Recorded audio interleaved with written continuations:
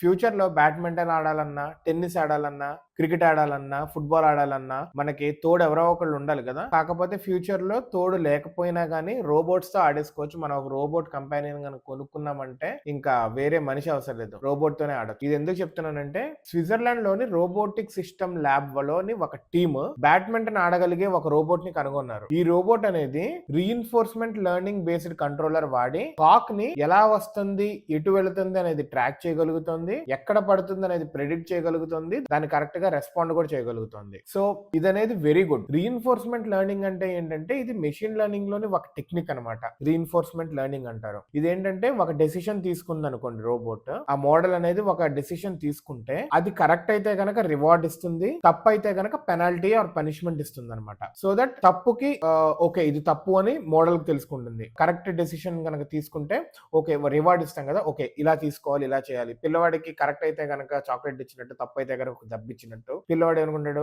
ఓ chocolate ఇస్తున్నారు ఇలాంటి ఎక్కువ చేయాలన్నట్టు. మోడల్ కూడా అలా అనుకుంటుంది. ఒక రకంగా హై లెవెల్ లో చెప్పాలంటే రీఇన్ఫోర్స్మెంట్ లెర్నింగ్ అంటే ఇదనమాట. ఈ రోబోట్ అనేది ఈ టెక్నిక్ ని వాడుతుంది.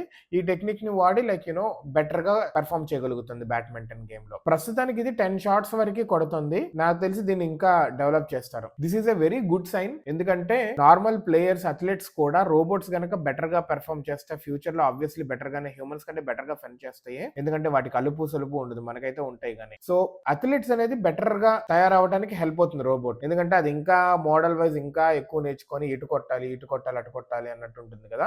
ఎందుకంటే ఇద్దరు ప్లేయర్స్ ప్రాక్టీస్ చేశారనుకోండి, ఇద్దరు అలసిపోతారు. కానీ రోబోట్ తో ప్రాక్టీస్ చేస్తే రోబోట్ అలసిపోదు, మనం ఇంకా బెటర్ అవుతాము. మనమే అలసిపోవాలి at the end of the day ఎప్పటికైనా. ఇది చూస్తుంటే ముచ్చటేస్తుంది. ఓ పక్క రోబోట్ ఇంతలాగా వచ్చేసి ఎప్పుడైనా అడ్డం తిరిగితే, మన సినిమాలో రోబో 2 లో, రోబో 1 లో చిట్టి రోబో అడ్డం తిరిగితే ఏమవుతుంది అన్నట్టుంది కదా. ఒకవేళ అలా జరిగితే గనక కంట్రోల్ చేయడం అనేది గగనమే.